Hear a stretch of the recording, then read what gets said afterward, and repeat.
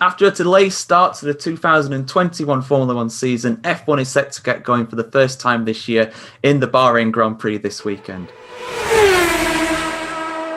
Welcome back to the Grid Talk podcast, everybody. This is episode number 93. We'll be previewing the Bahrain Grand Prix. Hosting today will be me, George Howson, and joining me are multimedia journalist Louis Edwards. Hello. President of the Chris Medland fan club, Sam Thatcher. Hi guys, how you doing? All right? Doing all right, pal. Doing all right. And the master of engineering himself, it's Jack Watson. Hello, everyone. Yes, we're keeping both of those prefixes in the show this year. That's not changing. I'm sure you're very glad to hear that, Sam and Jack. It'd be rude not to, really, wouldn't it? Yeah, some say it'd be rude too, but there we go. That's just our opinions. So before we get into the show today, as some of you will be able to see if I just do that, I am wearing a different shirt today because we have our first sponsor on the show. It is Manscaped. Now, if you don't know what Manscaped is, they're a company that produces quality products for downstairs areas. I'll just say that. Manscaped were kind enough to send us some products to try, and I really like them. And I genuinely mean that. I would say if they're not particularly great, but they are. Honestly, the quality. Now, during lockdown, making sure that your front hedge is nicely trimmed has not been the top of our priorities. But as things begin to open up, lads, you need to make sure you're looking good. That's all I'm going to say. So I've been trying out the razor they have. I believe it's called the Weed Whacker. It could be called something else. I'm not sure. But honestly, it's the best that I've had to trim the front hedge down there. That's all I'm going to say. And if you sign up using the code GridTalk20, like the show, Grid Talk number 20, you get 20% off your first store. So go to www.manscaped.co.uk for that. And yeah, so there we go. I don't know how you expected to do that without any of us like laughing about it. I was just looking at you guys, just like. It was like in school when you just try not to laugh. I know. The thing is, we're none of us in school anymore. Most of us have left uni, but none of us are mature when it comes to talking about stuff like this. But I do mean this honestly. They do have quality stuff. They've got they sent us some anti-chafing underwear. They sent us some cream as well for down there. Apparently, help if things are getting a bit rough. That's all. Honestly, it's a problem for a lot of people. Genuinely, though, if you want to try them out, do try them out with our code GridTalk20, and yeah, we'll keep them on as a sponsor because great quality products at the end of the day. So let's get into the show. The Bahrain Grand Prix is on this weekend, Louis, and we'll start with Mercedes, last year's constructors and drivers' champions, but things are far from straightforward for them going off for testing. They've had some troubles, in particular Sir Lewis Hamilton as well. Are they under pressure coming into this first weekend of the season? I think there's no doubt that they are. I think it's the same as any season opener. We still don't really know for sure where all the cars are in terms of performance, where all the the drivers are in terms of their own sort of readiness for the start of the season. It is a kind of a bit of an unknown at the moment, but I think Mercedes this year are definitely under more pressure than they would have been in the last few seasons. Pre-season testing didn't go exactly brilliant for them, and honestly it just looks like their rivals have improved. It really does look like McLaren have a very strong package underneath them. It looks like Red Bull also have quite a strong package, so it could be a really testing season, and at a track which you'd expect the Mercedes to be winning, Red Bull and so their rivals could really take the fight to them. Yeah, absolutely. Red Bull looking really good. Max Verstappen getting the fastest time of testing on the final day. Him and Yuki Tsunoda doing some incredible laps, the AlphaTauri driver. Obviously, Sam, this is the thing, that it's testing and it's also Mercedes as well. We know what they're like for sandbagging. But at the end of the day, they're not going to fake spinning off the track. They're not going to fake going wide and having these kind of struggles. I mean, it's one thing to do slow laps, but it's one thing to have legitimate incidents like that. It does look as though the drivers are struggling to get the setup of the car right. Yeah, it looked as though they were just, both of them were really struggling, like the rear end of the car, like these new floor regulations that have come in this year, and all these the new floor they designed that they kept back in their car reveal for testing, and it looks as though that might not be as good as they hoped. We'll see about that in the races to come. But yeah, the thing is though, in Mercedes, they always seem to do this, don't they? They say, "Oh, Red Bull's quicker than us." and all this kind of stuff. But usually when they turn up to the track, they kind of blitz the whole field. But I guess we'll have to see. To be honest, I really hope that we get a closer fight this year between them, Red Bull, and maybe McLaren. We'll have to see, because obviously it's been like 7 whole years now that they've just dominated the title, really. We saw some shades of fight from Ferrari a couple of years ago, but in the end of the day, they've dominated. So, yeah, we'll have to see. But it is possible these new kind of regulations could have screwed them over a little bit in a slight way. And, yeah, well, to be honest, like a lot of the regulations have stayed the same, haven't they, this year? Because obviously the big regulation change next year is coming in. So that might have allowed the other teams to like catch up a bit more than what they would have done, because obviously Mercedes might not be concentrating on this year as much. So, yeah, I guess we'll have to see. But I always have to be wary of Mercedes because, yeah, they usually turn up, don't they? They do usually turn up. The V6 era has very much been the Mercedes-Benz era so far. 7 constructors and drivers championships in the last 7 years. So, yeah, it's hard to kind of read, Jack. But I think it is looking very positive for Red Bull, though, especially since it is Honda's last year in F1 until they come back in about another 15 years or so. But they always seem to do this. They seem to come and then go again, and they'll probably be back again in the future at some point. But it is the last year of them being an engine supplier this year. But it is looking positive. And around a power track like Bahrain as well, the Alpha Tauris and the Red Bulls were looking really good in testing. Absolutely, yeah. We're seeing some steady improvements from the Honda since they've actually got onto the Red Bull supply. And yeah, I mean, I'd imagine that it would be able to take the fight to Mercedes, to be honest, at least in qualifying trim. I don't know about the race. I mean, like Sam mentioned, you can't deny that Mercedes will still probably turn up with the package they need to win anyway. But I reckon, I mean, at the start of the season, it's what Red Bull needs. It's just we need them to be able to keep it up throughout the season. But I mean, if they keep up their trend of starting strong, then I mean, it's the first steps, isn't it? But yeah, I mean, testing-wise, not many problems. Like you say, Max doing the fastest time. I know we can't really rely on times to mean anything, but they are able to sort of lean in on that car. And it looks like, to touch on Perez briefly, he seems more at home with the car than any of their junior drivers or younger drivers have been recently. I think he mentioned beforehand that it is snappy, but I think that that lot of extra experience he's had is probably making him feel more at home getting on top of it. So it could be the start of what it means to go on for Red Bull. Yeah, absolutely. Sergio Perez could be the key to getting a Constructors' Championship for Red Bull. He's going to be a good backup for Max Verstappen this year. Tremendously experienced. I think it's 10 years now he's been in F1. Won his first race last season. He's a guy who can really just eke out the life of the tyres. He's that kind of driver that Red Bull have been needing, really. No disrespect to Pierre Gasly or Alex Albon, but it just didn't work out for them as Red Bull drivers. They are talented drivers, but it didn't work out for them in the senior team. But yeah, so I mean, we mentioned McLaren. I think you mentioned McLaren, Louis, about them potentially being up there and challenging. They have the Mercedes power unit in the back of the car this year. They've been on a real upward trajectory, and I'd argue they have better drivers this year than last year. I mean, Daniel Ricciardo, unbelievable driver, and Lando Norris is getting better year on year. So they're looking up, really. I mean, they're a very solid bet for third in the Constructors this year, but also potentially challenging for the top 2 spots. Yeah, I think it would be quite a disappointing year for McLaren if they weren't, really showing that sort of sign that they're going to be closing in on those sort of the top 2 teams. They did manage to clinch third in the Constructors' Championship with probably arguably maybe even the 5th fastest car at some tracks, because that Racing Point and the Renault did look very strong at times during that season. And as you said, they've now got Daniel Ricciardo, someone who is incredibly fast. And we know, we just know how good he is because, he's won races. We've seen how good he is during his Red Bull days. And, Lando has shown sort of, his kind of flashes and bursts here and there of just how good he is. But this is the season where he needs to be completely consistent. And, with someone like Daniel sort of alongside of him, someone who is usually very, very consistent, I think he can learn a lot. But I think it's going to be a good sort of healthy rivalry between those two. Both of them are going to really want to beat each other. And I think that's going to really drive McLaren forward, and maybe see them go clear of the likes of Aston Martin and Alpine.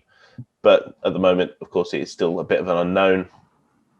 And Mercedes have been questioning the reliability of their engine and that sort of package that they got. So we can only see how that plays out during the course of the year. Yeah, absolutely. But the Renault wasn't exactly too reliable either last season for them. So they probably have better pace. And the upper midfield battle was really where it was at last year, wasn't it, Sam? There was McLaren, there was Racing Point, there was Renault and Ferrari. They were all in there. Even AlphaTauri used to weigh in sometimes as well. I mean, they won a bloody race last year. I still can't believe that.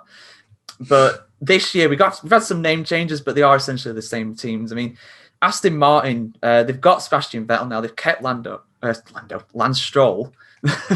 How do you see them this year? Because they're a bit of an unknown quantity. They're bound to be around the same as last season, but they have had a trouble testing. Yeah, like we saw in contrast to last year's testing, we saw like Racing Point with Perez and Stroll, like in testing, they were just so happy about it, and they just couldn't take the smile off their faces because of how good the car was. No matter how much it looked like the 2019 Mercedes, it was a good car. This year, it's very difficult to say where they're going to be because obviously in testing, they hardly did any running at all, did they? So Vettel like stop at the end of the pit lane, wasn't it? And that was pretty much like the only running he did for one of the days. And yeah, I don't know how many laps they did overall, but it was really not the optimal kind of thing you want during testing. And when testing is only 3 days this year instead of like the usual kind of 2 weekends they get, it was obviously a lot more important to have. So yeah, it's very difficult to see where they're actually going to be in the races. Personally, I'd really think they're going to be around the same place as last year. Like you kind of fourth, fifth, sixth, seventh fastest at races. Obviously, last year, if it wasn't for the 15-point deduction, I think they would have finished third ahead of McLaren, which maybe could have helped them out this year. But yeah, I think they'll be around the same place, I'd imagine. Because I don't think the car's changed that much from last year, has it really? And so, other than like livery and the name. So yeah, and obviously with Sebastian Vettel, you're going to have the experience of all his experience, full-time world champion. He's obviously going to and like the new moods that he's in. He's very hungry. He's going to definitely probably take them maybe up a notch from where they were before. Which could balance out with how the car is. So I'd say maybe, third, fourth, fifth fastest probably. Aston Martin this year, I reckon. Yeah, and they did win at that track last season. Yes. In the Sakhir guys, of course, but almost the same circuit. Yes. So we'll see how they get on. Vettel as well, he's going to be fired up. He's not going to be... I mean, those that have seen some of Drive to Survive, spoiler alert, Vettel, doesn't stay at Ferrari. He was axed as soon as the season started effectively, and he just didn't really care. And I don't blame him because they didn't care about him either. They just let him go. I thought it was disgraceful how they were all acting. It's Sebastian's been here for a few years now. He was there for 6 years. That's a long time. And they're trying to make out like it's a few. Yeah, they didn't really treat him with much respect, did they? So no. I think he's going to be very hungry to kind of prove everybody wrong. And obviously they do have a Mercedes engine as well, which is obviously, in the last few years has been the best engine on the grid by a mile. So that's obviously something which could help him out as well compared to maybe Alpine or Ferrari. So. Well, let's talk about Alpine, Jack, because they have got Fernando Alonso back in the sport, another multiple world champion back in the sport. And again, it's another difficult team to place. I mean, the car certainly looks the part, but Alonso said repeatedly that he doesn't care about 2021. All the focus is on 2022. He wants to win another world championship. He wants to challenge for wins in 2022. Saying that, though, it doesn't look bad. It looks decent, especially compared to the competition. Yeah, I mean, it's sort of as you'd expect with what the rules are designed to do. It looks roughly where it was last year, which you would expect. I mean, there's not a massive amount of changes. I think they've been coy about where they've spent their development. I think it was, if I remember correctly, the front end of their car, but I'm probably wrong there. But yeah, with the minor development they've had, you won't expect them to be moving far. And Alonso's probably right. If he is back, he's picked the worst time to be back in a way because things should sort of stay pretty static. He's not going to be mounting for championships, which is the only reason he'll be back. He couldn't win at Indy, so sorry, let's go back to Formula One. But yeah, I don't have the best opinion of that, but whatever. So I'd imagine that they're going to have to focus on like their throughout the season development. I'd imagine Bahrain, they're going to be probably the 5th fastest-ish. If Aston can get on top of their reliability issues, they should be all right, because they've also had their free upgrade with the rear suspension going to a 2020 spec. So yeah, I reckon Alpine should be around 5th fastest. It looks a lot faster than that, but yeah, for them it'll be a long game. Yeah, absolutely. And the thing is, with Alonso in the car as well, they can always challenge for podiums. Even if the car's a midfield one, obviously it got some podiums last season. It came on a lot stronger as the season went on. They are on an upwards trajectory. Even Esteban Ocon got a podium in Bahrain, of course. I mean, we all saw the way that Alonso wringed the neck out of some of the McLarens that he was given. They had no right to be anywhere near the points, and he ended up getting 7th and 6th places and even fastest lap. I was there in Hungary when he got fastest lap of the race. I have no idea how he did that. That car was a dog. But we move on. So Ferrari, Louis, another team that is very hard to place. Some people have them around the same as last season, around 6th. Some people think they could even be up in 3rd, where you should really be aiming to be for a team of their budget and stature. But I've not been too encouraged by seeing them in testing. Normally Ferrari, they put the Hollywood headline lap times in, but they weren't doing that. They were plugging away. But maybe that's an indication that the car really isn't up to much this year. Yeah, I definitely agree. I didn't look at the Ferrari during preseason testing and go, you know what, I think that's a better car than everyone's saying it is. I don't think it's quite there yet. Especially given the fact the limited amount of changes that they could make to the car this year. There's not something that they could do that would really make that much of an impact, that would really shoot them from where they were last season to where, we're expecting to be in that sort of 3rd place. I just don't think that's quite possible. And, Binotto's come out all this saying, we've got an absolute beast of an engine in the back now. I'm still not, completely with that. I think speed traps in testing weren't always exactly encouraging. And I think they still got a lot of catching up to do concerning, Mercedes have changed their engine, where they can. Honda have clearly, kept developing their engine, and it's looking, quicker than ever. So, depending, so how much, Ferrari have actually improved this engine, it really is sort of counteracted by, what their rivals have done as well. But I think it's definitely an interesting year for Ferrari. Charles Leclerc, we know what he can do. He's very good around Bahrain, as we've seen in previous years. And also, Carlos Sainz, he's kind of still a bit of an unknown. We don't know how he looked fairly comfortable in that Ferrari, nothing sort of too hair-raising during testing. And we'll just see how he gets on. It's his real first opportunity in a very big team, and we'll just see how he deals with the pressure. Yeah, it's going to be interesting to see how Carlos Sainz does. I think the guy is going to be under some pressure if the car isn't performing, especially if Charles Leclerc is putting in some of the performances that he did last year. I mean, what was he, 4th in qualifying in Sakhir? He should have won in 2019. He was miles clear. 2 podiums last year. Yeah. In Dogger Ferrari. Yeah, Silverstone and Austria. Austria in the first race. Pretty sure he got the podium. So that car, even if it's not particularly great, Leclerc's used to it, and he's going to get the best results possible. So you never know, Sam. If we have another chaotic race, he could even get a podium. But they're just like me and Louis were just saying, it's not exactly encouraging seeing how Ferrari have been, because you don't make that kind of engine gain over a season legally. Anyway, they did it from 2018 to 2019, but we all know what happened with that. They're not going to try and pull that again. Well, do we know what happened? Right? We think we know. We think we know. It's pretty obvious, isn't it?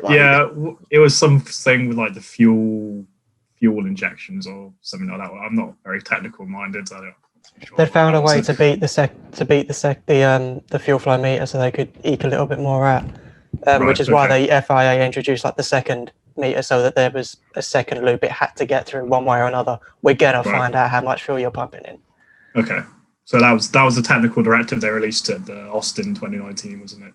That, and then after that, everything kind of went downhill from them. Then in testing last year, we saw yeah, they they pretty much just admitted how crap their car was really before the season even started. And then we saw what it was last year. But yeah, in testing, I think they showed more of an improvement than last year. I'd say. I think they're, as you said, they've got a whole new engine. I don't think there's any way it can be worse than last year. And I think they've kind of designed this kind of serrated diffuser this year as well, along with like some new adjustments to their floor, which could help with the airflow. So yeah, I think that might be consistently better than where they were last year, but not really where they want to be still.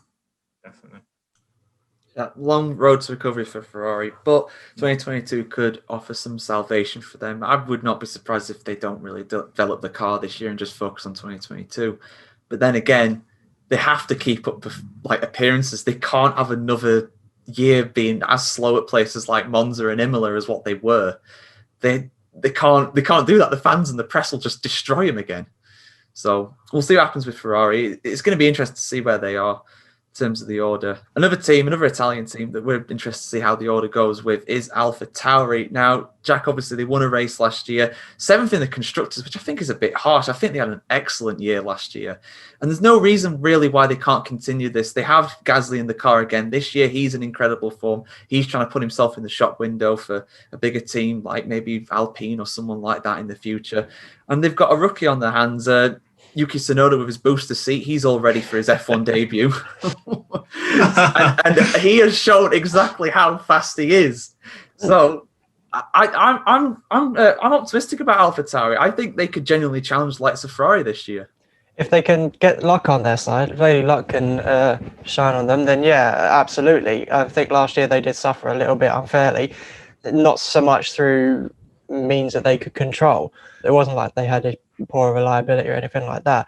The car's strong. Bahrain, I've said it before, that you can't really count on timings, but the way the car was handling and the consistency it was putting in its laps, especially when Yuki was in the car, I think day 3 or 4, you could tell that this should be a fairly potent qualifier, as it was last year. Let's not forget, like, they could really shoot for 5th and 6th on the regular, even if it meant that they couldn't necessarily hang on to it.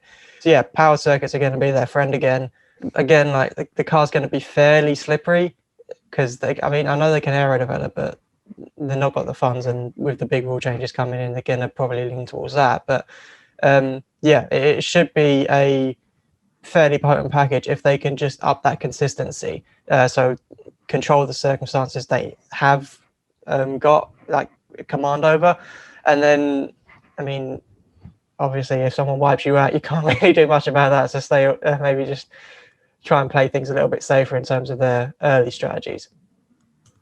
Yeah, we'll see how it goes. I mean, it's definitely looking up for them. And they're one of those teams that don't really have a huge expectation on them, really. They're more there to, bed the young talent in and this and that. But then again, saying that, Franz Tost, I think, has come out and said that they are no longer a Red Bull B team. They are their own outfit. They have their own goals and expectations, which I think is good for them. I think they can be more of a genuine challenger in that sense. And yeah, they also did like the most laps in testing alongside Alfa Romeo, which obviously shows the kind of consistency they have in their package. And I think they've like taken on like the Red Bull suspension philosophy this year as well, which should help them out in terms of balance with the car. So yeah, I agree with Jack. I think they're looking good, Andy.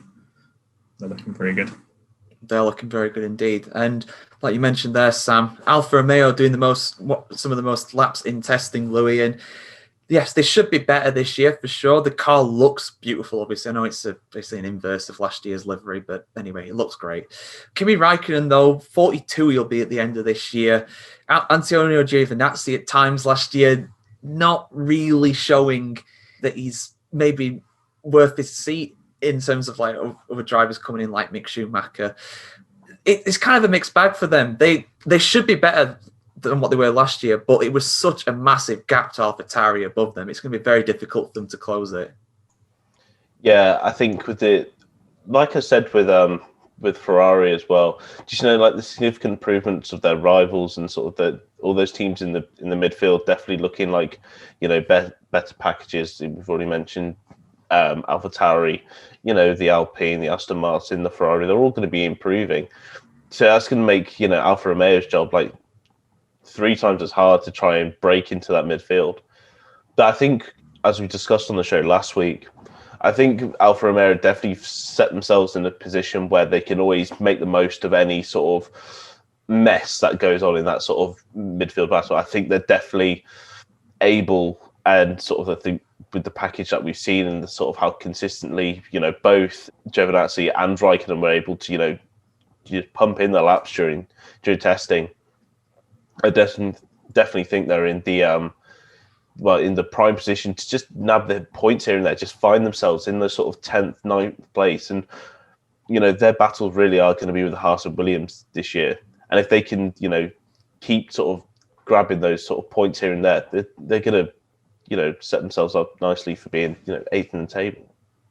Yeah, I mean, there was even times last year when they were better than the Ferraris, particularly Sebastian Vettel. But a lot of their performance is going to depend on whether that Ferrari power unit is better this year than it was last year, and if it's legal, of course, too. That caveat as well. So we'll move on to the last Ferrari-powered team, Sam, Haas, and it's not looking good for them. They've basically said, we're not going to develop the car this year. We're not going to use any of our development tokens. We're going to focus solely on 2022, which isn't a bad attitude to have, really. But I think they're very strong favourites for being backmarkers this year. Yeah, as you said, they've pretty much chalked the year up already, haven't they? They said, yeah, we're not even bothering this year. Sole focus on 2022, and hopefully we can do something there. But yeah, I think yeah, as you said, they're going to be last this year below Williams. I think they're going to be propping up the table every single race, which, to be honest, when you've got two rookies, maybe isn't the worst thing in the world. If that can allow the likes of Mick to just get his feet in the door in F1, because we saw in F2 it took him a season to kind of adjust to everything there. So it might be good in the long run for Mick Schumacher's development, the fact that he's just at the back of the grid, not under any pressure to really get any results. And if they do manage to snag a result from somewhere, that might be nice.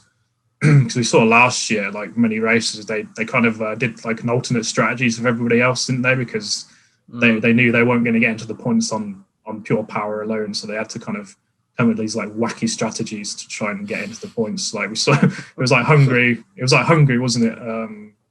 They were on full wets when everyone else was on the inters, and Silverstone, Grosjean staying out when everyone else went into the pit lane, which most of the time, to be honest, didn't work out for them because their car was just so poor, like it was in 2019, and it's going to be this year. So you kind of have to question the longevity of Gene Haas's involvement in the team, with obviously the Mazepin money coming in and this change into the Russian flag, which they don't want to say it's a Russian flag, but it is a Russian flag. You can all see it's a Russian flag. Even though it's red, white and blue, it's clearly Russian. Even everything about it's Russian now. Which, to be honest, yeah, I think we all know. I don't like Mazepin any more than the next guy, but the fact of the matter is they need the money to survive, and I don't think he's going anywhere. So yeah, it is what it is. I think obviously we can give Mazepin all the hate on social media that if we want to, I guess, if you really want to be doing that. But yeah, that's another topic, I guess. Whether Mazepin should be in the sport or not. But yeah, as for Haas, yeah, it's going to be a long year for them, I'd say. See what happens next year for them.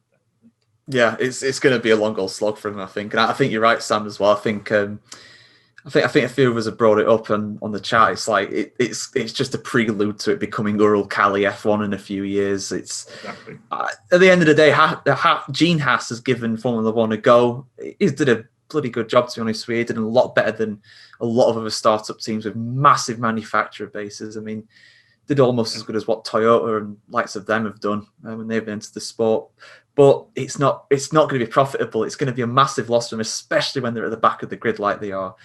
So I think that Dmitry Mazepin and his investment is going to stay in F1. I don't think it's going anywhere. The most interesting thing for me for Haas is obviously the debut of Mick Schumacher, Michael Schumacher's son. I'm going to be very interested to see how he does, and whether they'll keep their livery as well, because that has been protest. That's up for debate. I'll be shocked if they're allowed to keep it, because it's so obviously a middle finger to the Olympic Committee, whoever's decided that you can't have Russian flags in the sport. They've been like, well, if you can't raise it on the little graphic, we'll just race around in it for 2 hours. Like that's what they've done. Mazepin's like racing under a neutral flag, isn't he, this year? Because did Kvyat rush under the Russian flag? Yeah, he did. The ban's only coming for this year, though.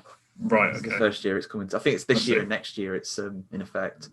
Okay. I think you can. I think you have to. You can display the Russian flag. And the rule is you can display the Russian flag, but you have to have a neutral flag next to it and as prominent. I think that's the wording of the regulations. So I mean, it's not going to happen. But it'd be very interesting to see what would happen if he gets a podium. What would they do? Just not a white flag of surrender. I don't know. I think that's how it's up on the timing screens. It is. It's just a white one, so it'll probably just be a bed sheet out over the podium. Oh my god! Thank God for digital the digital display, because that'd be embarrassing. Just like someone get one quick. To be honest, though, I don't think Haas are getting anywhere near the podium this year. I think unless any points. we have a repeat of like Indy 2005 when there's only like 6 cars on the grid. Oh, don't even say that. You want to hear more about Tiegate? We did a special for that over a year ago. Anyway, check that out, guys. I recommend you check it out. As soon as this one's done, you will go and check out. Yeah, just check out the back catalogues. We've got over 90 episodes ready and waiting for you to listen to. Shameless plug there. Oh, it's a podcast. If you can't plug your own podcast on your podcast, then when can you promote it? Right. Anyway, moving on. Final team, Williams, Jack. So this year it's looking a lot more promising for them. They had a very solid, if not quiet, testing. George Russell looking very comfortable with the car. I think it's a bit shameless that Roy Nissany was given a whole day, but there you go. Money talks, unfortunately. But Latifi and Russell, I think this year they should get some points at least. It's really, really been a long time coming, and they have deserved them at points during last season. Well, this is their best shot so far, isn't it? Like getting on for 5 years now? Actually, no, 4 years actually. But yeah, so because I mean the wind tunnel regs have come in already, so they've got the extra 15% boost over the normal mandate, so they've got a bit more time, and I'm assuming Dalton would have happily pumped the money in to cover it.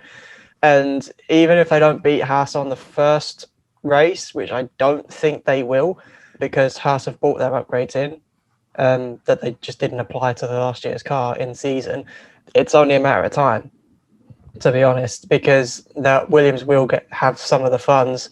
It's weird that I'm saying that, but Williams will have the funds to develop through season, whereas Haas, I mean, as was already touched on, they're not doing it. Everything's on next year, assuming it's under the Haas name anyway, like they said. So yeah, I think with testing it was a bit weird with having Nissany in, but I think it kind of maybe more spoke in like the driver's faith in the cars. Like they didn't perhaps need all 3 days split between them. They could afford to throw Nissany in for the early day, just as they essentially shook down the car and get early running in, and then Latifi and Russell can hammer it around and finish off the testing programs that are done at like race pace and quali pace and all that. So yeah, I mean, it's as good as a shot as any that they're going to get. So fingers crossed for him. Yeah, fingers crossed. I think Nissany, in all seriousness, being in the car, it's because they're preparing him for a drive in 2022 if Russell leaves, if he does go to Mercedes, which I think is very likely, but who knows? You know, I mean, look, in all fairness, he's not the worst person to have ever driven an F1 car. So he may not be the worst person on the grid currently. So I think morally, he's definitely not the worst person out there who's any in the shot of. There's morally worse people on the F2 grid this year than him. Yeah. Delarda, for example, is on the F2 grid this year. Somehow. I think what's his name? Ticton. That's it. Ticton. I think he's in F2 again this year as well. Yeah, he is. Dick Tantrum, yeah. Dick Tantrum, yeah, he's back. Okay, so podium predictions. We've gone for all 10 teams. Let's have our podium predictions. It's. I'm gonna be boring and play it safe. I think Mercedes are holding something back. I'll go for Hamilton for the win.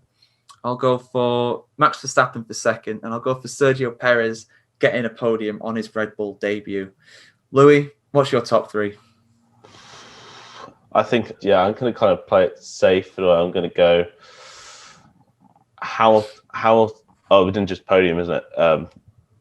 We also include top three. Okay. So, I'm going to go Hamilton to win, Verstappen second, and I'm going to go Daniel Ricciardo third. Ooh, it's certainly possible. Sam, who are you saying? It's a spicy one.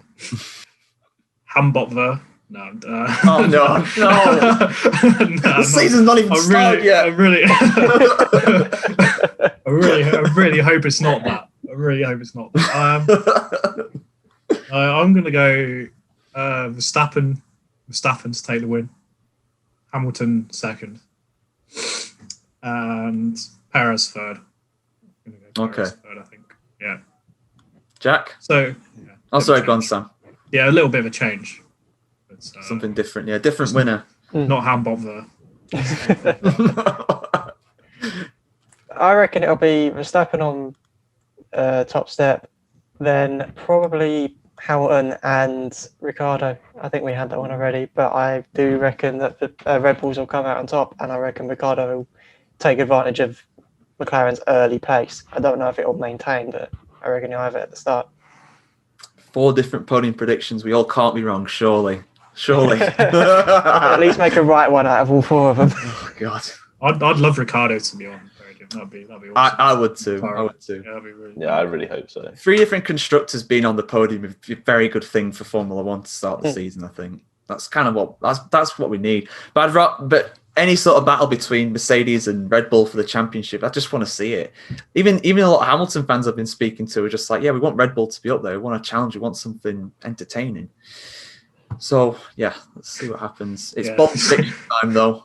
Say this every year though, don't we? Like, I know. We're going to be better this year. The last 7 years they haven't been up to the task. So slightly off topic, but I reckon if Red Bull do provide a bit of a challenge, it'll up the odds of Hamilton leaving. Because if he winds up winning the title with a proper challenge from Red Bull, he would have taken all records in like F1's history, but having to fight for it the entire way. And I reckon he'll take that as I can retire as the greatest of all time, and I didn't have it all my own way, as people say. So just drop the mic there. That is the boldest prediction I think we'll hear today. Hamilton to retire at the end of the year. Our bold predictions for Bahrain. I'm going to dig it up. I'm going to bring it back. I've said it so many times last year, and I got it wrong every single time. George Russell, top 10 in the points. It's a new year for Williams. Their first year under Doherty. He has to get points. Come on, it's a power track. There's a Mercedes in the back of that car. We got points last year. Yeah, but that wasn't a bold prediction. I didn't say it for that one. That's not a bold prediction. You can't say, the fastest car on the grid. You'll get in the points. You'll get in the top 10. That's not a bold prediction. He did get points, though, at the end. He did. None for Williams, though. His first points for Williams. I'm predicting it. Okay. Louis, what's yours? Oh, dear. I'm going to say Kimi gets into Q3. That's pretty bold, to be fair. Did he even make Q3 once last year? No. Not sure about that. I don't think so. No. Sam, that was so conviction. That was fucking cutthroat. Sorry. Monetize. It's all right. I literally spent like 3 minutes at the start of the podcast talking about like shaving and balls and stuff like that. If you want to hear that, rewind. This is not PG, lads. Is it a bold prediction? Right. Yeah, I can come back to you, Jack. What's yours? You're giving me bold come back predictions to for the me. season, but what about the Bahrain GP? I reckon double points for Haas. Only 9th and 10th, but I reckon double points for Haas. I reckon something's going to kick off in the midfield. Oh God, that is. Yeah, I was wrong. That is the boldest prediction we've heard today. I'm going in hard, lads. You are. Sam? I don't know. Don't know, Jeff. I don't know, Jeff. Don't know. Rain in Bahrain. Rain in Bahrain. Rain in Bahrain. That has nothing to do with the fact you was just looking out your window, does it? No, definitely not. Did we have? I swear we had sprinkles one time in practice, but it wasn't enough for inters. It's possible. Yeah. We could say, hey, what about a mid-race sandstorm? We've seen one, haven't we? Yeah. That'd be interesting. Then just Darude Sandstorm plays in the background. Oh my god. Just play it to all the on-track speakers. There's no fans to announce it to. You might as well. I think my bold prediction, right? It's going to be Perez to win. That's going to be my one. Oh, so Sergio Perez, Checo Perez. So, right. Let's see if any of that happens. It'd be incredible if anything happens. What if all of it happens? If the first race is that exciting, like we have a good year ahead. Oh my god, race is that exciting? Russell in the points, 2 Hasses in the points, Perez to win, mid-race sandstorm. At least we've got the scenario as to how the 3 points winners get there. yeah, that could be it. I mean, they'd have to stop the race. It could produce like a red flag scenario. They can't continue because of poor visibility, surely. Well, I mean, I don't know. They were doing it in testing. Yeah, that's true. But more cars on track. They're properly racing rather than testing. I don't know what they do. Get the sand tires on. Get the. Now this is pod racing. Oh. They just come in. They just put some massive Dakar tires on. Just right up you go. Oh, Red Bull was still with it, aren't they? Just a quick call to Peugeot. Yeah. Well, Alpine made the name through Alpine racing, like snow mountainous racing, didn't they? So they're all ready for this. Yeah, it's time to prove their worth. It is. Yeah, the rebranding has come at the best of times. Oh my god. So just want to say as well, if you leave us a 5-star review on iTunes, we will give you a shout out in the show on the intro. If you like this entertainment, which we certainly have done, leave us a 5-star review on iTunes. It really does help us out. We broadcast this show live on Facebook, so make sure to like the F1 Chronicles Facebook page to see the show early. We are now available on Verbal as well as the regular services of Amazon Music, YouTube, Spotify, Google Podcasts, Apple Music, Omni Studio, and Pocket Cast. Just search for F1 Grid Talk and all of those. We've got a big back catalogue of shows, over 90 episodes now, so be sure to check those out. Those are all on the F1 Chronicles website. We have a subreddit, F1 Grid Talk, and a Patreon as well for mics, lights, and better recording equipment. And of course, be sure to sign up to Manscaped as well, using our code GridTalk20 for a 20% discount on your first order. And we'll be back on Saturday to analyse qualifying for the Bahrain Grand Prix. Will there be a sandstorm? Will there not be? Who knows? We'll find out. Until then, we'll see you later. Goodbye.